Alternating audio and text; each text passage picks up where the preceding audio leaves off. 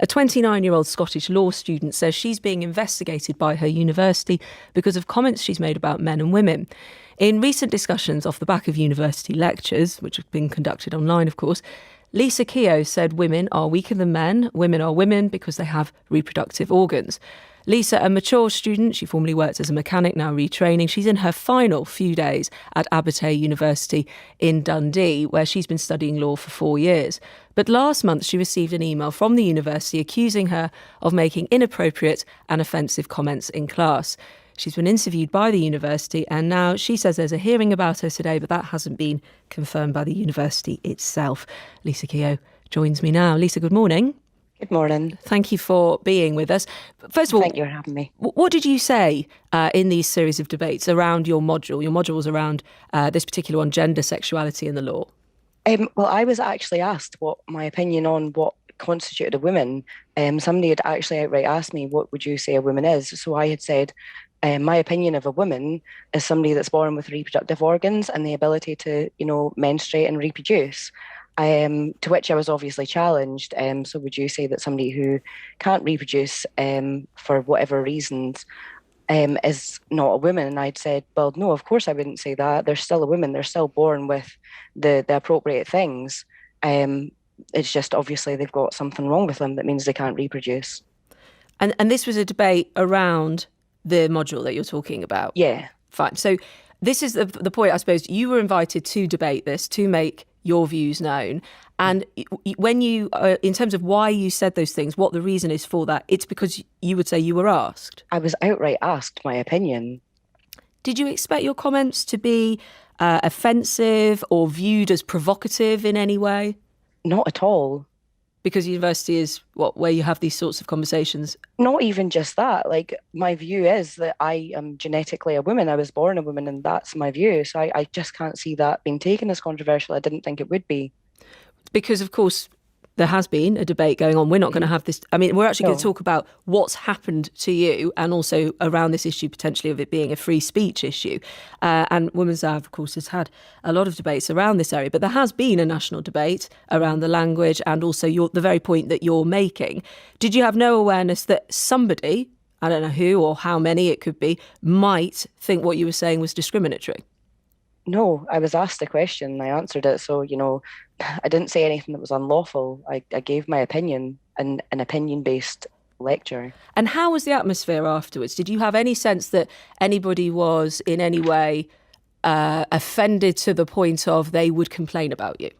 I didn't think anybody would complain about me. I was aware that I'd then put a target on my back for expressing, obviously, my opinions. People were very hostile with me afterwards, and the environment became very toxic thereafter as well. In what way? My opinion wasn't really welcome. I had stated something about an MMA fighter who had transitioned into a woman at the age of 32, and I'd put that into the chat function in the lecture, and to which point the chat function was switched off to me and I wasn't able to contribute anymore. So that was how you would interpret it, as you weren't invited to contribute anymore? And my the people views around were not you. welcome. I questioned things and I asked things and I stated my opinion on things, and my opinion was just never welcome. I got comments made to me which I feel were, unacceptable, but, that was their opinion. And in terms of your relationship previously with your fellow students as a mature student, I mean, maybe you're not at the same point of saying I've gone to university to make friends, but I mean, did you have a sense of your fellow students, or has that also perhaps been a casualty of Zoom? No, do you know what? I never went to university to make friends. I obviously made some friends along the way. The people who I made friends with, I still speak to. They, they're supporting me through this, as well as the Free Speech Union and Joanna Cherry. But yeah, I didn't go there to make friends, so it's not impacted a relationship. I kind of just went, to get the work done and better my career. And how, let's come back to, you just mentioned a couple of the Free Speech Union and Joanna Cherry. Let's come back to that in just a moment, because what then happened? Did you get a letter, an email from the university saying what? I got an email from the university about a month ago just saying that I had been found to be offensive and discriminatory, and did I wish to sort of accept these claims made against me, which obviously I didn't, given the fact that it was quite a broad statement and I hadn't actually been given any specific allegations as to what I'd done. Do you have any, having reflected on it, do you have any regrets about anything you said? No. Okay. So in the sense of the process that the university has now launched, you're waiting to hear what do you understand will happen? You've had a conversation and the university, which I should say in a statement, has said it's investigating because it has an obligation to investigate all complaints. But it says to us, students are free to express any lawful views they wish to, as long as it's not done in an intolerant or an abusive way. They say to suggest that students will be investigated for stating their beliefs in a reasonable and collegial way is simply incorrect. It's not saying it suppresses freedom of speech. Yeah, so I understand the university's got no choice but to investigate these complaints, however vexatious they are. But I think the university authorities could have expressed some common sense on this. And have you been? Do you understand what will happen to you? 4 days off finishing. It's actually 2 days now. 2 days, excuse me, right. I finish tomorrow. So yeah, I know obviously one of the more severe punishments is expulsion, which obviously I'm hoping the uni won't do.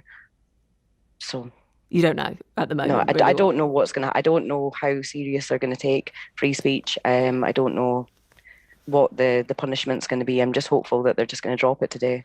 Your story has come to prominence because of this relatively new group that you mentioned, the Free Speech Union, set up by the journalist Toby Young. And you mentioned you've been championed by the SNP MP Joanna Cherry. She's even talked about this in Parliament, saying it's common now in universities across the United Kingdom for feminist academics who speak up for women's sex-based rights under the Equality Act 2010 to be harassed and threatened. Is that what you were doing, though? Because, of course, you're not an academic. You're a student in this. Yeah, I'm a student and I was using my legal right to free speech in a debate where free speech is welcomed. So it's more of an issue for you about free speech? For me, it's free speech. I should be entitled to say, my opinion without facing severe backlash like this. I shouldn't be getting disciplined for utilising my legal right to free speech. So, I mean, no discipline has happened, but of course, you have had an investigation. How has that made you feel? I would say the investigation in itself is punishment. I'm trying to do exams and I've been trying to finish off a dissertation. So I would say that the investigation looming over my head, I would say that's definitely been punishment in itself. And how has that made you kind of feel during this time? Stressed, I'm trying to concentrate on things. I've got an exam today that I've got to put my full concentration into, and I've got this looming over my head, it's worrying. In terms of this coming to wider prominence, are you happy about that? Because, of course, some could say if you weren't trying to do anything here with the debate around what constitutes a woman or any of those issues, if you were just purely a student saying your views, having been invited, as you put it, in a seminar, in a debate, then some could say, do you feel your case has been hijacked by those who have a bigger cause? No, I think that my case is very, very relevant, and it shows that, free speech is getting suppressed by the universities. Not so much the universities per se, but the people in it taking offence to what I've said. Of course, they've got the right to take offence, but I think reporting somebody for offending you by accident, I don't think that's warranted. Do you regret anything you said? No. I stand by everything I said. I didn't say anything that was unlawful, and everything I said is my view. Where's the line of somebody thinking it's discriminatory, though, for you, as someone who studied law? Because, of course, you can say things freely. That's, of course, accepted. But it's where it bleeds over into it seeming like it was discriminatory. That can even be the tone in which you say things sometimes. For me to say something discriminatory, I would have to single a person out and direct something at them and then discriminate against them in the language used. And that's not something I did. I innocently took part in a debate where controversial and sensitive topics were at hand, and I assumed that we were all mature adults that could discuss these topics. Were you a campaigner of any kind before you No. said this? Are you a campaigner now? No. This hasn't spurred you into perhaps a bigger thing? Sometimes when things happen to you in life, you think, well, hang on, what's this? And you start reading and you start looking. I would say it spurred me to definitely, do more work around free speech. What do you want to do with your degree? Initially, I wanted to do criminal law. I'm now thinking about a move to human rights law or politics. And this attention that you've received, are you going to do anything with that? I mean, you've said you've been stressed by the university investigation. I know you've got 2 kids, you've got exams, you've got a lot going on. Is this something that you actually welcome, this attention, having this conversation? I welcome it. I need to get the message out there that we're all entitled to, have free speech. and obviously point out that offence is subjective, and just because somebody says something you take offence to it doesn't mean that that's offensive. So I think I can use this time and this recognition I've got just now to do the right thing. The reason I also asked if you regretted it, just as a final thought from you, and I will let you get back to your revision, is sometimes, and I'm seeing this in some of the messages when I asked about the consequences of speaking your mind, people regret it not because they've changed their view or they think their view was wrong, although that can happen, but because they like a quiet life. They would like to have, for instance, finished their degree without this hanging over them. Yeah. So that was the other part of why I asked you that. Is there any part of you that now perhaps would change sharing or being as candid in the future? Not at all, because I think if I start being quiet and being suppressed and silenced, then I'm letting people silence me, and I don't think that's good. I think everybody's got the right not to be silenced, and everybody's got the right to their opinion.